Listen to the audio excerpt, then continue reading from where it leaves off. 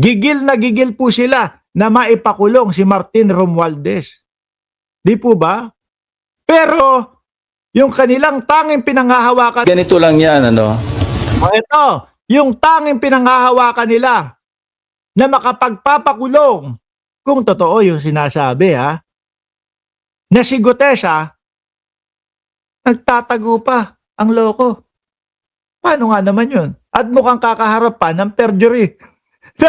Kasi tayo mga bossing, hindi naman tayo aanga-anga ng kagaya ng mga DDS Hindi naman po tayo mga uto-uto na kagaya ng mga DDS Di ba? Yung harap-harapan na alam natin na nagsisinungaling at taliwas yung ekspresyon ng kanyang pagkatao doon sa binabasa niya na salaysay, tapos sasabihin mo, ay totoo yung sinasabi nito. Hindi naman tayo mga uto-uto na ganun. Di ba? Purple Butterfly? At Aurelia Adena, mga DDS lang po iyon. Ngayon, pilit nyong isinasali si Martin Romualdez. Eto, may sasabihin sa inyo. Etong si Senador Ping Lacson. Pakinggan nyo, Alam nyo, ganito lang yan, ano? Kung ang hangad mo, mag-prosecute talaga, makapagpa-convict talaga, dapat hindi siya nawawala. Oo. Sabi nga, ayan sa taas pa lang nakasulat, hit and run ang ginawa ni Gutesa. Anak ng tokwa naman yan. Ang gusto ho yata nung mga nagpresenta kay Gutesa at ni Gutesa, yung kapag ka, sige, sugod tayo sa Senado, magsasalita ako, babasahin ko itong salaysay na ginawa ni Defensor. Sabi ni Defensor, di ba kasama siya sa gumawa? Sugod tayo, di ba? Doon sa Senado, babasahin ko itong pinagtulungan namin ni Defensor na salaysay. Pagkabasa ko, okay na yun. Kailangan kasuhan nyo na yung mga nabanggit kong mga pangalan dito. No, kasuhan na si Martin Romualdez agad. Tapos nung natanong na doon sa loob ng Senado, mga boss chief sir. Siyempre gulat sila May surprise witness si Marcoleta di ba? Gulat sila. Ngayon, bilang ngayon pa lang namin makakaharap yan, bilang ngayon pa lang namin maririnig yan, merong mga question and answer. Di ba? Meron dapat tayong mga cross-examination dyan. Kaya lang yun yata yung pinag-iinit ng ulo ni Rodante Marcoleta, mga kababayan. No? Yung binabatikos natin siya doon sa 2,000 piso pababa na kuryente, hindi niya dinidiscuss hanggang ngayon. Hindi. Sorry. Ang pinag-iinit yata ni Marcoleta yung pong pinutakte ng pagtatanong si Gutesa doon sa Senate Blue Ribbon Committee ni Panfilo Lacson. Sorry kasi kapag Marcoleta, no? Kapag Marcoleta ang ating diskusyon at ang ating topic, mga bossing, pilit pong pumapasok at nanunumbalik sa aking utak yung mga pangako niya sa ating mga kababayan, sa atin na 2,000 piso kuryente pababa magiging libre na. Kaya pasensya na ito, sabi kung gusto nyong mapaoblo, makapagpapasok sa kulungan, lumabas ka. Di ba? Ang Pilipinas naman po o ang Senado naman po, hindi yung basta, pasok! Salaysay, okay na yun. Okay, nagsalita siya. Okay, paniwalaan na natin. Hindi po ganun yun. Diba? Hindi ho ganun yun, mga boss. Kasi ang pwede lang mag-prosecute sa kanya, DOJ or Ombudsman. Hindi siya mahanap ng DOJ. Hindi siya mahanap ng Ombudsman. Kung tatakot yan. Diba? Natatakot yan, mga bossing. Ikaw ba naman? Siguro, ang usapan nila, sa Senado, huwag kang mag-alala sa Senado. Merong uupo sa harap mo, magsesenyas ng mga ganon. At huwag kang mag-alala, nandito, habang binabasa mo yung salaysay mo, nandiyan si Rodante Marcoleta, mga bossing. Aalalayan ka sa pagbabasa mo. Pag may nakaligtaan ka, pag nakalimutan mo yung paragraph 20, huwag kang mag-alala, ipapaalala sa iyo ni Rodante Marcoleta yan. Pag po sa DOJ, sa Ombudsman mga bossing, ay naloko na.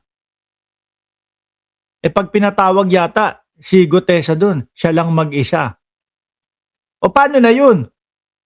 Paano kung may makaligtaan? Baka nga baka iniisip yan, nako, Gutesa, wag kang pupunta doon sa DOJ. Bakit? Baka paupuin ka, kunin yung salaysay mo, no? Tapos pasulatin ka ng bagong salaysay, ipasalaysay ulit sa iyo yung mga sinabi mo doon sa Senado, baka hindi mo maulit.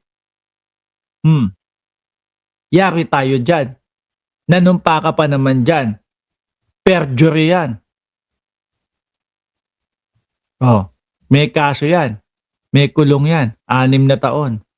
Kung di ako nagkakamali, ang pinakamalala dyan, ang pinakamatagal na itatagal sa oblo. Ang intention mo, magpropaganda lang, diyan ka sa Blue Ribbon at mawala ka na. Kasi yun lang eh. Sa ngayon, di ba, nagkaroon ng isipan sa mga kababayan natin na siya lang ang nakapag-implicate kay Speaker Romualdez. Di ba? It's 5 na. Ha? Don't be 5 na. What? Hindi. You're done na. Not yet. See? May commercial. What time? What time? Maybe 1 hour. I'll be downstairs, okay? Okay. Alright. After 1 hour, it's going to be 0 na. Ligo? No. After 1 AM, it's going to be 0. Yeah. Okay, later. Boy. Oh, bye-bye. Okay. So yun nga ho, mga kababayan, nasan ba? Atras ko nga to, nalimutan ko eh. Oh. Lang ang nakapag-implicate kay Speaker Romualdez.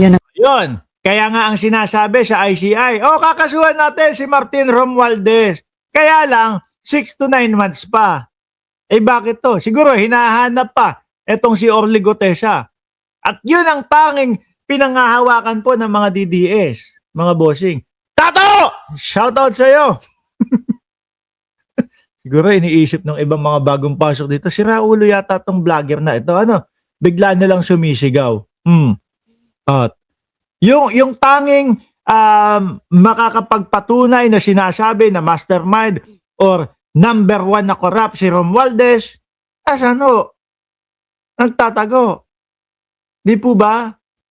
Baka iniisip niya na, nako, pagka kami pinagsama nito sa iisang lugar, baka hindi magtugma-tugma yung mga sinabi ko. Kaya, yung Orly Gutesa ho nila, mga kababayan, hindi na ho nagpapakita. Wala na po, mga bossing, no? Baka nga patay na yan eh.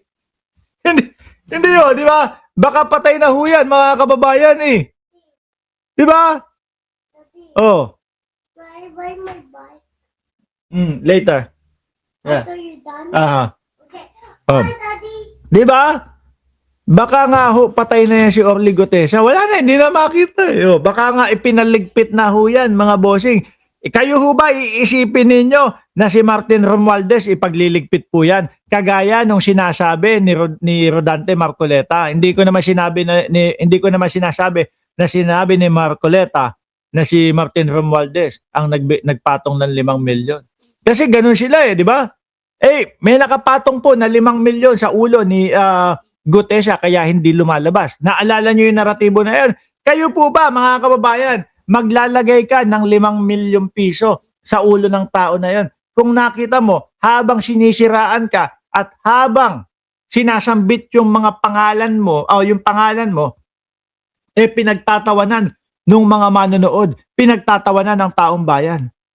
Hindi ho ako mag-aaksaya ng 5 milyon para ipakahon pa yun o para ipagpantay pa ang paanong Gutesa na yun. Hindi ho. No. Nakita mo, reaksyon ng taong bayan doon sa mga pinagsasasabi niya, pinagtatawanan ho O di doon pa lang, panalo ka na.